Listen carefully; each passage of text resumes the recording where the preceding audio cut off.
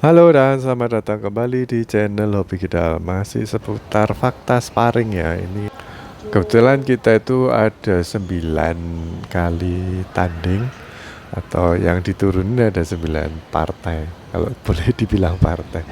Em, Bahkan lebih sih kalau di akhir-akhir kayaknya ada tambahan kita tanding tapi nggak dihitung gitu karena kan ngabisin waktu sewa. Nah, karena ada 9 video jadi judulnya 9 fakta sparring. Sebenarnya kayak cari-cari apa ya yang perlu dibahas. Tapi ya udahlah, udah kadung bilang 9 ya harus bisa konsekuen ya dengan judulnya. Nah, di ini yang part 6 kita mau bahas mengenai adaptasi lapangan.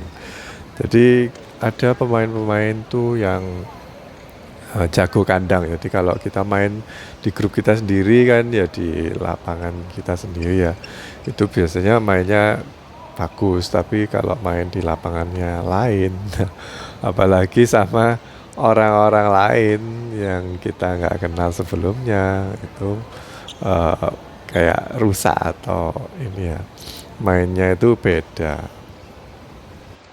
Nah, itu sebenarnya bukan karena ini aja ya, karena mental aja. Kadang-kadang kan, oh lawannya beda, terus ini kayak gugup, oh ini tanding loh, kayak dianggap resmi-resmi ya, atau dianggap tanding yang berbayar gitu ya. Em, Ya bagus sih kalau ada kayak tanggungan seperti itu. Tapi biasanya kita itu mainnya jadi nggak bagus. Pukulan-pukulan mungkin masih oke lah ya, tapi kadang-kadang ini sering out atau bolanya miring.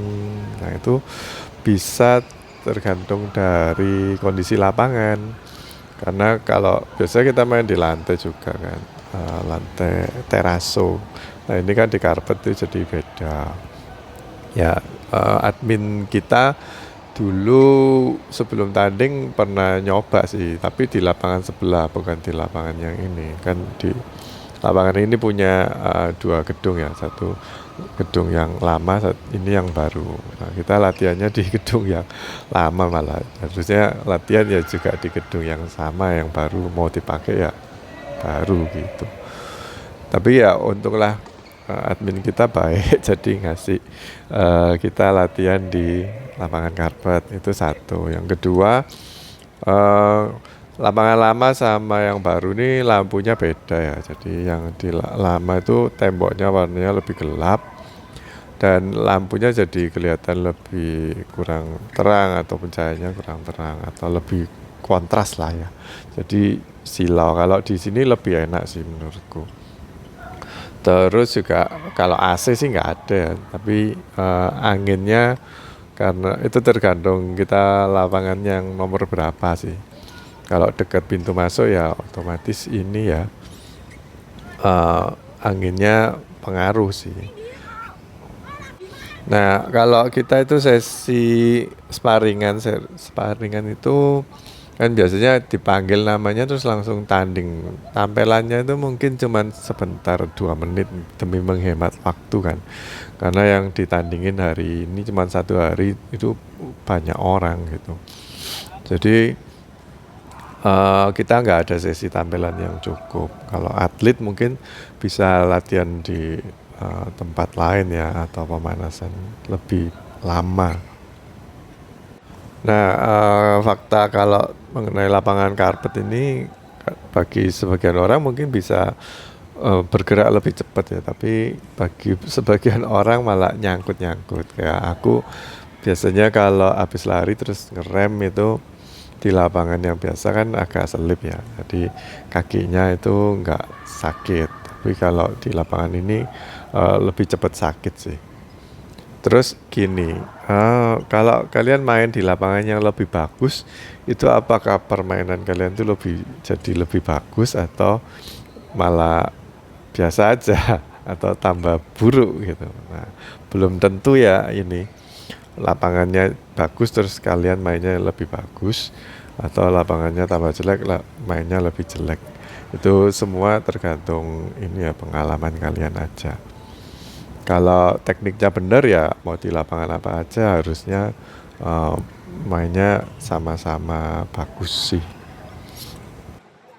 Nah, fakta berikutnya kalau kita itu main biasa itu kan ini ya, eh, biasanya guyon-guyon gitu kalau kita nyemes ngenai badannya lawan gitu, kita tertawa-tertawa. Tapi kalau sama orang lain ya itu mungkin perlu di ini ya, perlu di hati-hati lagi karena kita nggak tahu karakternya orang sih.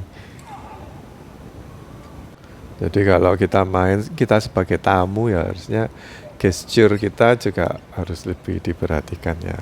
Dan biasanya kita itu nggak pernah mikirin kayak gitu. Nah ini coba mulai dipikirin.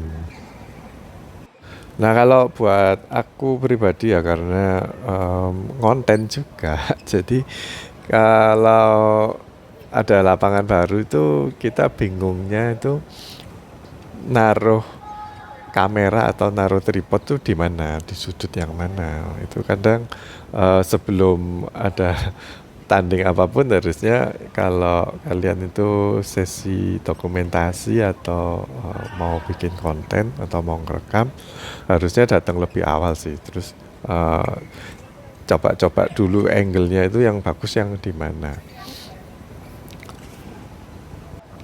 Nanti kalau udah nemu angle yang bagus ya, kalau kita wide angle itu biasanya kan kualitasnya videonya itu nggak surabaya bagus ya. Kalau ada kejadian yang unik kita mau nge-zoom, diedit, di crop gitu jadi pecah atau mungkin terlalu bureng. Tapi kalau normal itu biasanya ada sudut yang kepotong, kayak di sini kan di pojokan tuh ada yang kepotong. Nah, terus juga kalau di sini nih kan yang rekam bukan aku ya, itu kayaknya kurang tinggi karena nggak pakai tripod yang tinggi kan. Jadi yang di sebelah sana out atau enggak itu kita nggak kelihatan. Tapi di sini cukup lah kalau gameplaynya itu bagus. Dan di awal tadi itu videonya dari grup sebelah atau grup Flareon yang rekam. Sebenarnya mereka ngerekam full ya, cuman formatnya itu pakai portrait dan kalau di YouTube kan landscape ya, kecuali kalau shorts. Nah kalau kita ngerekamnya portrait terus di crop jadi landscape itu juga jadi mengecil ininya. Tapi ya sebagai gambaran umum sih, jadi kalian bisa tahu ya kalau di satu grup mungkin ada yang ngerekam itu jadi bisa ada dua angle. Kadang-kadang mereka juga bagikan videonya buat grup kita dan mungkin dari kita mungkin nggak ada yang bagikan ke mereka atau mungkin ada karena aku merasa nggak pernah share di WA sih kalau video-videoku. Terus yang paling penting kalau kita menaruh gear atau perlengkapan alat rekam itu yang jadi masalah atau yang perlu diperhatikan tuh jangan sampai gear kita itu mengganggu orang lain atau mengganggu tempat duduk mereka, mengganggu lalu lintas mereka jalan gitu ya. Terus kadang-kadang orang itu nggak terlalu aware dengan adanya kamera yang rekam, terus buntoni atau menghalangi kamera ya. Jadi kita harus tetap pantau terus sih. Kalau di lapanganku yang biasanya itu ada meja khusus buat naruh kayak shuttlecock gitu ya. Nah aku biasa taruh tripod di situ. Jadi otomatis nggak keganggu. Jarang lah walaupun ada. Kadang orang ngambil kok slopnya itu ditaruh di depan kamera itu juga ada. Tapi jarang sih. Dan kalau kita pas main sambil yang punya kamera pas main itu sering-seringlah lihat kameranya. Jadi ada yang menghalangi atau enggak. Kalau ada yang menghalangi ya minta tolong orang untuk ini ya benerin. Atau kalau nggak bawa tripod biasanya kamera jungkel atau jatuh itu mungkin perlu sering-sering dicek. Ya gitu ya, intinya kalau lapangannya beda kita harus beradaptasi. Adaptasinya harusnya cepet sih kalau kalian udah expert. Terus jangan ini kalau pertama-tama sering out itu jangan nyalain lapangan. Oh memang lapangan beda ya wis lah, pasrah gitu. Enggak ya. Jadi kalau kalian proximity, ilmu kira-kiranya itu orang itu bisa belajar lebih cepat sih kalau nggak menyalah-nyalahkan benda atau nyalahin orang. Itu kalau kalian mau belajar, begitu lapangannya baru kita sering error, terus coba beradaptasilah lebih cepat gitu. Ya untunglah kalau kita itu sering main di mana-mana ya, jadi nggak spesifik harus main di lapangan yang ini. Oh di sini kok aku pernah main di sini. Oh gampang ini lapangannya kayak gitu. Nggak spesifik seperti itu. Kadang-kadang kalau kita itu latihan di gedung A, B, C, D, tapi ternyata kita mainnya di G atau di H. Nah itu pengalaman dari main di A, B, C, D ini bisa dipakai di gedung yang G atau gedung yang H. Karena kita udah istilahnya ngelatih beradaptasi itu lebih cepat. Lalu beradaptasilah dengan orang-orangnya yang di sekitar ya, nggak cuman gedungnya aja. Beradaptasi dengan mas-masnya yang jaga atau yang bersihin. Juga sama kalau di sini kan lapangannya banyak ya, kita itu harus lebih banyak toleransi lagi sih daripada kita yang biasa main di lapangan cuma 2. Kadang ada ini sih, kalau nggak boleh direkam atau kalau rekam harus izin. Nah itu mungkin perlu ditanyain juga ya ke grup yang kita ini, yang kita sparring kan. Jadi boleh Kak kita ngerekam atau kamu aja full yang ngerekam. Terus kita minta atau kalau diminta kita boleh nggak bikin konten dari video itu.